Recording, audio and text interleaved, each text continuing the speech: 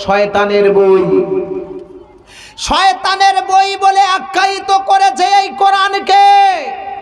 হাজার হাজার কোটি টাকা দিয়ে কোরআনের বিরুদ্ধে সালমান রুশদিকে দিয়ে সুন্দর মেয়ের রূপ লাবণ্য দেখিয়ে কোরআনের বিরুদ্ধে বই লেখালো। যদি মুসলিম যদি বেশি থাকতো তাহলে সালমান রুশদি তো দূরের কথা, তার বাপেরও ক্ষমতা ছিল না যে কোরআনের বিরুদ্ধে একখানা বই লিখবে। পারতো ভাইয়েরা বাপজিরা? পারতো না। কোরআনের বিরুদ্ধে বই লিখলো তারা। আজকে বলে মসজিদগুলো তারা নতুন করে বানিয়ে মন্দির ভেঙে দিয়েছে।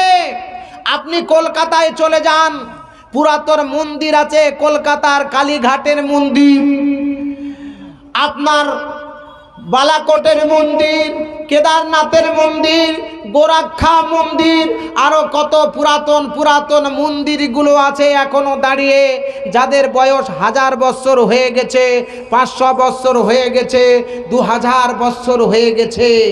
আর এই মন্দিরের পিছনে একটা অবদান আছে কার জানেন? আমাদের ভারতবর্ষের সব চাইতে মোগল সম্রাটদের কৃতিত্ব একটা সন্তান ঔরঙ্গজেব, তিনি তার রাজকীয় টাকা খরচ করে প্রজাদেরকে মন্দির বানানোর জন্য টাকা দিয়ে সহযোগিতা করেছিলেন। যদি আপনাদের বিশ্বাস না হয় আমি দুটো বইয়ের নাম বলে দিচ্ছি। এ সত্য গোপন কেন, বইটার নাম হলো এ সত্য গোপন কেন, আর একটা বইয়ের নাম হলো এ এক অন্য ইতিহাস। এই দুটা বই যদি আপনারা দেখেন মুসলমানদের অবদান সেখানে লেখা হলো। ও মুসলমান বাপজিরা, নবাব সিরাজদৌলাকে, বাংলা বিহার উড়িষ্যার নবাব, তাকে মেরে ফেলে দেওয়ার জন্য তাকে বন্দি করা হলো, তাকে শুলে চড়ানো হবে। তাকে এসে বলা হলো মৃত্যুর আগে তোমার যদি কোনো চাহিদা থাকে তুমি বলো, যদি কিছু খেতে চাও তুমি বলো, তোমাকে খেতে দেওয়া হবে। তোমার কোনো মানুষ কামনা বাসনা থাকলে বলো, তোমাকে পূরণ করা হবে। তিনি বললেন আমাকে একটু উজুর পানি দাও, আমি নামাজ পড়ব। বাংলা বিহার উড়িষ্যার নবাব, তিনি মৃত্যুর আগে তার এটা আশা জাগলো 2 রাকাত নামাজ পড়বেন। তিনি নামাজ পড়বে, যিনি উজু করতে হয় নামাজ পড়তে গেলে। নামাজ পড়লে উজু করা লাগে কি লাগে না বলুন? আপনাদের এলাকার মানুষ যখন নামাজ পড়েন উজু করেন কি করেন না? আল্লাহ পাক কোরআন মাজিদের মধ্যে বলে দিয়েছেন যে হে মুসলমান ইমানদাররা, তোমরা ইজা কুনতুম ইলাস সলাতি ফাগসিলু উজুহাকুম ওয়া আইদিয়াকুম ইলাল মারাফিকি ওয়ামসাহু বিরুউসিকুম ওয়া আরজুলাকুম ইলাল কাবাইন। তোমরা যখন নামাজে দাঁড়াবে, নামাজে দাঁড়াবার পূর্বে তোমরা উজু করে নাও, মুখমণ্ডল ধুয়ে নাও, হাতের কুইনের উপর পর্যন্ত ধুয়ে নাও, তোমরা মাথা মাসাহা করে নাও, পায়ের গিরার উপর পর্যন্ত ধুয়ে নাও। উজু করবে যখন বাংলা বিহার উড়িষ্যার নবাব, উজুর পানি দেওয়ার জন্য কেউ আগিয়ে আসলো না, কোনো মুসলিম ছেলে আসলো না, মুসলিম পুরুষ আসলো না, কোনো নামাজির বেটা আসলো না, কোনো মাওলানার ছেলে আসলো না, কোনো হাজি গাজি আসলো না। জনতার ভিড় ঠেলে এক লটা বা এক বদনা পানি নিয়ে যিনি আগিয়ে এলেন, তিনি দেখেন একজন মহিলা, মুসলমানের ঘরের বউ নয়, কোনো মাওলানার বাড়ির বেটিও নয়, কোনো মুসলিম কন্যাও নয়। দেখেন সিঁথিতে সিঁদুর পরায় একজন মেয়ে উজুর পানি নিয়ে আগিয়ে আসছে। জোরে বলুন সুবহানাল্লাহ, নারায়ে তাকবীর। হিন্দু মেয়ে, সিঁথিতে সিঁদুর পরা, জনগণ মাঝখান ঠেলে যখন আগিয়ে আসলো, তাকে জিজ্ঞাসা করা হলো, সেই মহিলা তুমি মুসলমানের নামাজের জন্য উজুর পানি দিচ্ছ কেন? মুসলমান তিনি সেই মহিলা, হিন্দু মহিলা বললেন ওং শ্রী আরশি বাতাং সর্বমঙ্গলা সর্বগ্রন্থ ওং নমঃ জরগ জায়গ দীর বংথং দরবা দরবা জাগো হিস্তং ওং দেবা। আমি পৃথিবীর মধ্যে যত গ্রন্থ আছি সব গ্রন্থগুলোকে আমি বেছে বেছে দেখেছি, সব সব গ্রন্থগুলোকে আমি পড়ে দেখেছি, এই পৃথিবীর মধ্যে সব চাইতে এক নাম্বার হলিদা কোরআন। কোরআন হচ্ছে পবিত্র একটা গ্রন্থ। তাই শ্রীরামকৃষ্ণ পরমহংস তিনি বলেছেন, ওং শ্রী আর্শিবাতাং সর্বমঙ্গলা সর্বগ্রন্থ ওং নামা। পৃথিবীর মধ্যে যত বই আছে, পৃথিবীর মধ্যে যত কেতাব আছে, পৃথিবীর যত গ্রন্থ আছে, সব চাইতে উত্তম গ্রন্থ হলো পবিত্র কোরআন মাজিদ। আর সেই পবিত্র কোরআন মাজিদে বলা আছে তুমি কোনো জাতিকে হিংসা করবে না। তাই আমি উজুর পানি নিয়ে এসেছি এই জায়গাতে। উজুর পানি দেবো ওই মুসলিম পুরুষ নবাব সিরাজদৌলাকে। তার কারণ আমার একদিন মৃত্যুর মুখ থেকে উনি বাঁচিয়েছিলেন। ইংরেজ যুবকরা আমাকে রাস্তায় পেয়ে কুকুরের মতো তাড়া করেছিল। নবাব সিরাজউদ্দৌলা বাংলা বিহার উড়িষ্যার নবাব, রাস্তা দিয়ে তিনি ঘোড়া নিয়ে যাচ্ছিলেন। এই বিপদ দেখতে পেয়ে নিজের মায়া না করে, প্রাণের ঝুঁকি না নিয়ে, জীবনের বাজি রেখে তিনি ঝাঁপ দিয়ে তাদের ওপরে পড়ে আমাকে বাঁচিয়েছিলেন। আমি সেই মহিলা, আমি প্রতিজ্ঞা করেছি যে হে আমার দেবতা, অল্লবলল্লতবা সরভীনা ব্রয়োনং সর্বভূতে নমো ওং জবা কুসমা শঙ্কাশং তস্যে পে ওং মহাদূতিং ধান্তারিং সর্বপাপগ্ন প্রণাতস্মি দিবাকরং ওং সূর্যায় নমো ওং সূর্যায় নমো ওং সূর্যায় নমো। আমি প্রতিজ্ঞা করেছিলাম, হে সূর্যের মালিক, হে চন্দ্রের মালিক, হে রাত দিন তারকাদের মালিক, আমি প্রতিজ্ঞা নিচ্ছি মৃত্যুর আগে কোনো সময় যদি এই ব্যক্তি বিপদে পড়ে তাহলে আমাকে একটু সুযোগ দিও, আমি সাহায্য করব। যে মহিলাটা উজুর পানি বাংলা বিহার উড়িষ্যার নবাবকে দিয়েছিলেন, সেই মহিলাটার নাম আপনারা কে কে জানবেন দেখি? একটু হাতটা দেখান তো, একটু হাত দেখান তো দেখি আপনারা। মুসলিম প্রেমিক, কোরআন প্রেমিক, নবী প্রেমিক, আল্লাহ প্রেমিক, মাদ্রাসা প্রেমিক, মসজিদ প্রেমিক মুসলিমরা, যে মহিলাটা উজুর পানি নবাবকে দিয়েছিলেন, সবাই মিলে একবার হাত দেখান, কে নামটা তার জানবেন দেখি। আর একবার হাত তোলেন। নারায়ে তাকবীর, আল্লাহু আকবার। নাম আপনারা জানবেন? দূরে যারা বসে আছেন যদি নাম জানতে চান একটু আগিয়ে চলে আসুন। এখনো আমি মেন বক্তব্য চালু করিনি, একটু আগিয়ে আসেন আপনারা দেখি। যদি আপনারা শোনেন যতক্ষণ থাকবেন আমিও থাকবো ইনশাআল্লাহ, তবে আগিয়ে আসতে হবে। কেন জানেন? অডিও আর ভিডিওর মধ্যে একটা পার্থক্য আছে। অডিও দেখা যায় না, শোনা যায়। আপনারা দূরে যারা বসে আছেন অডিও হয়ে গেছেন আপনারা, আপনার কাছে আপনাদের মুখ দেখা যাচ্ছে না। তাই ভিডিও দেখা যায়, শোনাও যায়, দেখতে ভালো লাগে, শুনতেও ভালো লাগে। তাই আপনারা দূরে বসে না থেকে একটু কাছে চলে আসুন। জোরে একবার নারা দিব, আপনারা জোরে একবার উত্তর দিবেন। নারায়ে তাকবীর, আল্লাহু আকবার। দ্বীন ইসলাম জিন্দাবাদ, দ্বীন ঐক্য, বিশ্বের মুসলিম। নারায়ে তাকবীর, আল্লাহু আকবার। আল কোরআনের আলো, দ্বীন ইসলাম জিন্দাবাদ, নারায়ে তাকবীর। উজুর পানি যিনি দিলেন একজন মহিলা হিন্দু। আমি বলতে চাইছি যে মুসলিম যদি খারাপ হয়, কোরআন যদি খারাপ হয়, হাদিস যদি খারাপ হয়, নবীর বাণী যদি খারাপ হয়, তাহলে একজন হিন্দু মেয়ে মুসলমানের উজুর পানি দেবে? দেবে কি দেবে? দেবে না। কলকাতার কালীঘাটের মন্দিরে শ্রীরামকৃষ্ণ পরমহংস বসে আছেন। একজন বিদেশি মুসলমান কলকাতা বেড়াতে গেছেন, পর্যটক হয়ে ঘুরে ঘুরে ঘুরে ঘুরে বেড়াচ্ছেন। এমন সময় আসরের নামাজের সময় হলো। মসজিদের মিনার থেকে আজানের ধ্বনি এলো। আজান শুনে নামাজি মুসলমান থাকতে পারে না, তাড়াতাড়ি মসজিদ খোঁজে নামাজটা আদায় করার জন্য, তাই না? আল্লাহর নবীকে প্রশ্ন করা হলো, ইয়া রাসূলুল্লাহ আইয়ুল আমালি আফজাল, আল্লাহর কাছে সব চাইতে উত্তম আমল কোনটা? আল্লাহর নবী বললেন, আসসালাতু আলা ওয়াক্তিহা, সময় মতো যে ব্যক্তি নামাজ আদায় করে, সময় মতো যে ব্যক্তি নামাজ আদায় করবে, আল্লাহর কাছে সবচাইতে এই আমলটা ভালো, আল্লাহর কাছে পছন্দনীয়। কলকাতায় বেড়াতে গিয়ে আজান শুনে মুসলমান এদিক ওদিক তাকাচ্ছে। শ্রীরামকৃষ্ণ পরমহংস তিনি কি কোনো মুসলমান ছিলেন? জোরে বলুন, জোরে বলতে হবে, জোরে বলুন। তিনি মুসলমান নন, অথচ তিনি মন্দিরের বারান্দা থেকে উঠে আসলেন। উঠে এসে তিনি বদনায় পানি নিয়ে গিয়ে গেলেন, গিয়ে বললেন, ভাই মুসলমান, তুমি এদিক ওদিক খুঁজছো, মনে হয় মসজিদ। বলে হ্যাঁ, আপনি ঠিকই ধরেছেন। বলে আপনি কি নামাজ পড়বেন? বলে হ্যাঁ। বলে চলেন আপনি উজু করে নেন। উজু করে নিয়ে ওনাকে নামাজ পড়তে দেওয়া হলো।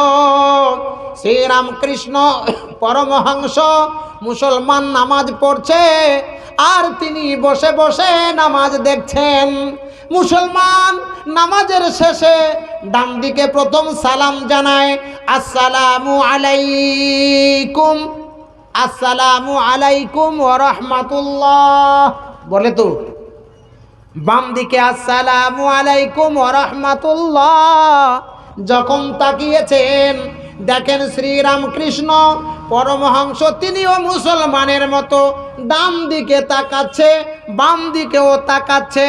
মুসলমান নামাজি পর্যটক কলকাতার জিজ্ঞাসা করলেন, গুরুদেব আপনি তো একজন হিন্দু, আপনি কেন সালাম ফিরাচ্ছেন আমার সঙ্গে সঙ্গে? শ্রীরামকৃষ্ণ তিনি বললেন মন্ত্রের মধ্যে, ওং শ্রীকৃষ্ণায় নমঃ, ওং জ্যৈষ্ঠং ষষ্ঠং পরমং পুণ্যম করানাম স্বরানাম হতার্মিন্দ্র, ওং সর্বমঙ্গলায় নমঃ। যা দেবী সর্বভূতে শক্তি রূপে শান্তি রূপে মুক্তি রূপে ভদ্র রূপে, ওং নমস্তস্যৈ নমো নমঃ। ওং জবা কুসমা শঙ্কাশং তস্যেপে ওং মহাদূতিং ধান্তারিং সর্বপাপগ্ন প্রণাতস্মি দিবাকরং। শ্রীরামকৃষ্ণ পরমহংস বললেন, ও মুসলমান নামাজি ভাই শোনো, তোমার শরীরটা যদি কাটা যায়, তোমার শরীরে লাল রক্ত বের হবে। আমি শ্রীরামকৃষ্ণ আমার শরীরটা যদি কাটি, আমার শরীর থেকে লাল রক্ত বের হবে। তোমার নীল বার হবে না, আমার কালো বার হবে না, তোমার সাদা বার হবে না, আমার সবুজ বার হবে না, দুজনার রক্তে রং হবে লাল। তাহলে তোমার আর আমার রক্ত যদি লাল হয়, এক হয়, তাহলে তুমি আমাকে আলাদা করে দেখবে কেন? আর আমি তোমাকে আলাদা করে দেখব কেন? তুমি অন্য নামে ডাকো আর আমি অন্য নামে ডাকে, কিন্তু সৃষ্টিকর্তা হলেন একজন। There is only one Allah, ইক্কো মাবুদতিয়ম Acme ব্রহ্ম আল্লাহ। নারায়ে তাকবীর। আল্লাহু আকবার। একজন মুসলিমের সাহায্য করলো, দেখেন একজন সাধু, একজন ব্রাহ্মণ। তাহলে মুসলমান নামাজ যদি খারাপ হতো, মুসলমানের কোরআন যদি খারাপ হতো, মুসলমানের নবী যদি খারাপ হতো, তারা উজুর পানিটা কেন তুলে দেবেন? আলো যদি আপনি ইতিহাস ঘাঁটেন দেখতে পাবেন আমাদের দেশের একজন বিখ্যাত, তিনি হলেন নেতাজি সুভাষচন্দ্র বসু। তাকে সবাই চেনেন কি চেনেন না? স্বাধীনতা দিবস তার নামে আমরা পালন করি কি করি না? জোরে বলুন। পালন হয় তো? তাহলে সেই ব্যক্তিটা হিন্দু না মুসলমান? জোরে বলুন। মুসলমান ছিলেন না, তিনি একজন হিন্দু পরিচয়, তিনি একজন হিন্দু সন্তান। কিন্তু দেখেন তিনি কোরআনের কত সম্মান করেছেন। তিনি জাপান থেকে যাবেন জার্মানে, অথবা জার্মান থেকে জাপানে গোপনভাবে তিনি ইংরেজদের লুকিয়ে যাবেন, এবং সেই জাহাজটা পানির জাহাজ, 6 মাস পানির মধ্যে থাকতে হবে। লুকায়িতভাবে সেই জাহাজ পানির তলায় ডুবো ডুবো চলবে।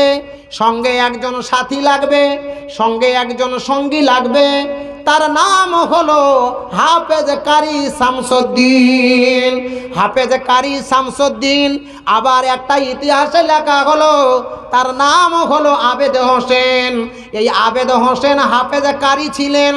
বলল, বন্ধুরে, আমার এই সফরে যাত্রাতে কাউকে নিতে আমার ভালো লাগে না, কাউকে নিতে আমি লাইক করি না, কাউকে নিতে আমি পছন্দ করি না।